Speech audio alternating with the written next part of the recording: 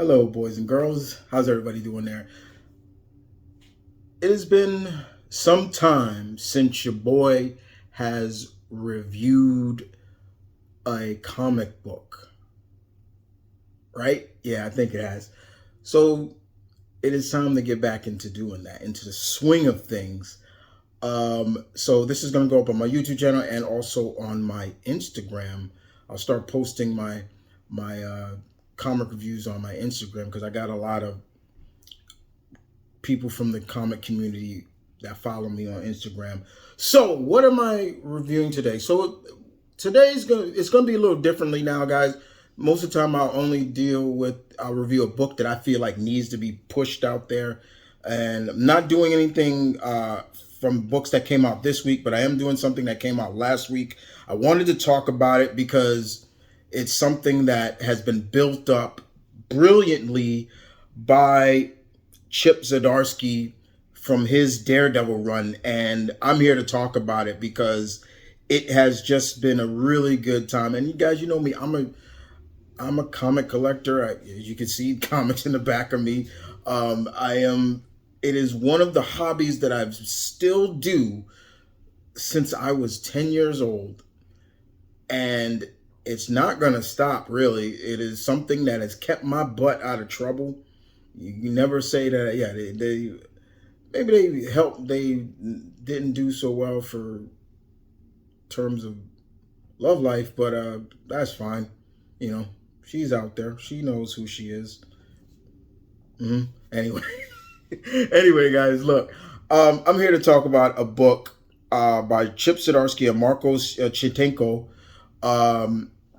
and it's from Marvel, and it's one of the newest, I guess, story arcs or Marvel events that's out, and it is boom,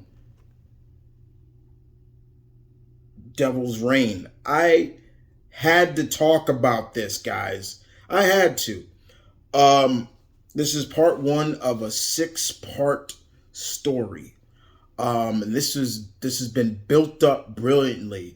So if you haven't been keeping up with Chip Zdarsky's Daredevil run, you better slap yourself. I'm going to put that out there. You better slap yourself, because at the end of the day, he has carried on where others have left off with their masterful run of The Man Without Fear. My second favorite Marvel character, Daredevil.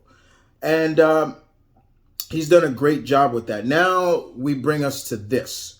What is going on? What is going on? Why now? Well,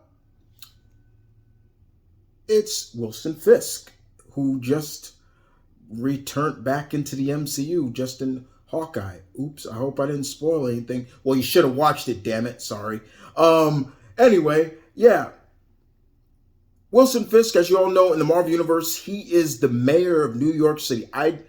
It boggles my mind sometimes when these known criminals get these big, high up archy, and nobody scratches their head and say, wait a minute, how? Wait, what? Huh?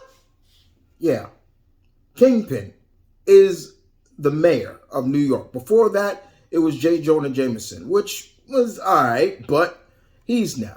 So now basically the story basically goes that Kingpin is now basically saying he's basically butthurt because he doesn't know Daredevil's secret identity anymore.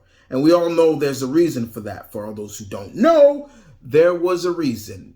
Daredevil had asked Zebediah Killgrave, his children, to wipe everybody's mind of his identity. Now, Daredevil's secret identity has been revealed countless times, and somehow he's able to put it back in the box, comes out again, put it back in the box, comes out again, put it back in the box.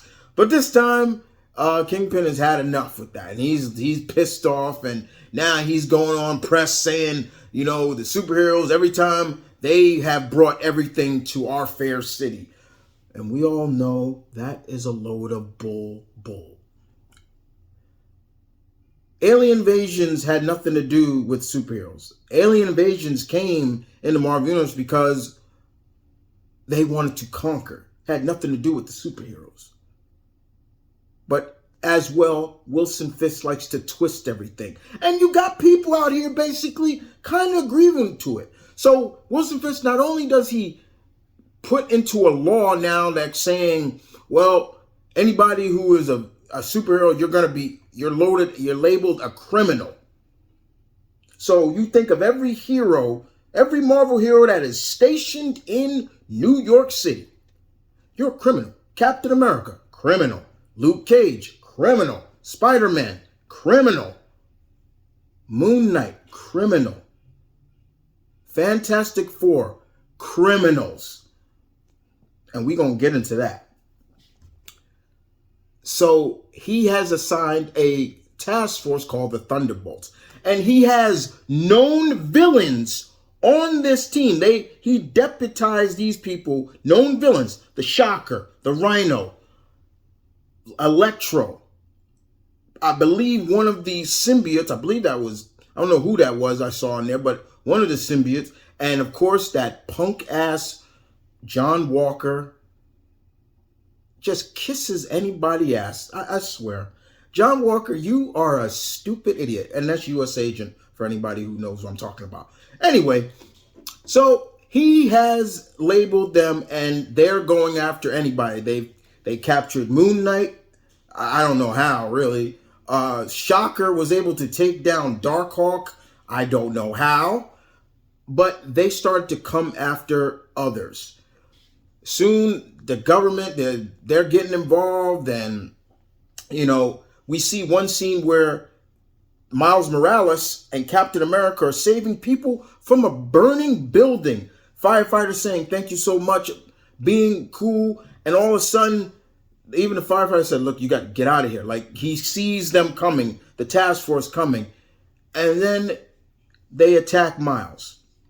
Here's Steve. Captain America comes out and says, officers, get off the boy. Basically, being Steve. Basically saying, if there's a crime being committed, I will gladly. And you got these soldiers guys saying, oh, well, you're under arrest too, Cap. You're a criminal.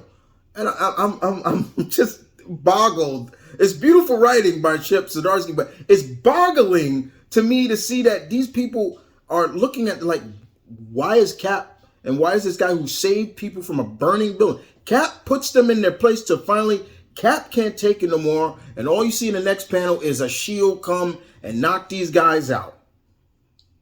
Cap says to Miles, you all right? You ready? And he's like, I can't, my powers are being, because they have power dampeners now. And Spider-Man and Daredevil come to help. They get out of there and they get to safety. Lo and behold, in the Baxter building, you got Homeland Security coming, basically saying that they have a warrant to investigate the Baxter building because they have evidence that the Baxter building is harboring dangerous weapons of mass destruction. Reed Richards basically says that's basically bull crap. I'm in talks with the government all the time. I know what, and all of a sudden you see tentacles put Reed and Sue in power dampeners. Doc Ock is a part of this too. Look at this crap once again. And right before everything goes south, Sue is able to disarm herself, hit a panic button to the Baxter building upstairs to Ben, Johnny, and the kids. And these dumb-ass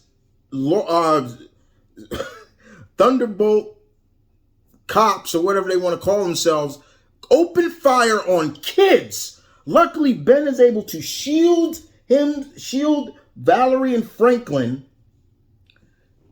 I think it was Valerie and Frank. And Ben is pissed. He grabs these guys, throws them up against the wall. You shooting at kids? He's like, you lucky there because I had to deal with you right now. They get outside and they catch a ride. A Fantastic car comes and get them out of there. Johnny, Ben, and the kids. Next you know, you see Luke Cage, Jessica Jones, and their daughter, Danielle Cage, out in the public. And, they're basically like, they're looking at what's going on. And Luke is like, this is BS. Kingpin's a criminal, blah, blah, blah, blah. And, you got Jessica Jones and Luke saying, well, no offense to our friends, but that's why we don't wear the costumes anymore, because they used to. But, oh and behold, it's still, they see trouble happening, and they see Darkhawk get kidnapped. The new Darkhawk get apprehended by Shocker. But lo and behold, they're also causing damage. A bus nearly falls on a car. Luke catches it, pushes up. Jessica gets the kid, the kid who was in the car out. And then here you got Shocker trying to be a tough guy, basically saying, yeah, well, thanks for helping, but give yourself up. Luke says, go fuck yourself. I'm not even kidding about that. Luke says, go fuck yourself, Shocker. You think because you got a badge now that makes you tough? And Shocker's like, yeah, good. Shocker tries everything he can at Luke. Luke ain't taking shit. Stands there and just grabs Shocker. And Shocker, the pussyfoot that he is, gets put in his place by the homie Luke Cage. And Luke gives this great speech. Shouts out to Chip Cedarski for doing it. Gives this great speech about how, basically saying like, Wilson Fisk is a criminal and an asshole. And we don't wear costumes, but the one thing, yeah, we're still heroes. We're still superheroes. But the one thing that I have in common with everybody here who's watching me, everybody's filming this speech, we're New Yorkers. And we do what New Yorkers do, help people. And if Wilson Fisk got a problem with that, he can come try to catch me, if he can. Love that speech. That was Luke to the degree I was like, yes, that's Luke Cage. That is why he is one of my favorite Marvel heroes. Luke Cage sets the bar straight. Look, I don't care who you are. Come at me. I love it. People are filming this. And you see little Danielle come back to her mommy and daddy, which is great. And it's getting pandemonium out there. This was a great start. We see some more things that happen. Kingpin is pissed. He's got Purple Man. I'm not going to ruin what he does to Purple Man, but the fact is, this was a great start to the first part of this story arc, and I'm looking forward to the next part because it seems like Kingpin is going to try to pull, and the people that have helped Kingpin get into office are going to try to make Kingpin out to be kind of like what Lex Luthor was in the DC universe. Remember when Lex Luthor ran for a certain office? They're gonna try to do that for Kingpin. Lo and behold, would also seem to be Tony Iron Man may run for mayor of New York City. Okay, let's see where that goes too. So far, good start. Nothing really like mind blowing, but that speech from Luke Cage in this first issue was great. I may actually kind of show you guys that speech a little bit.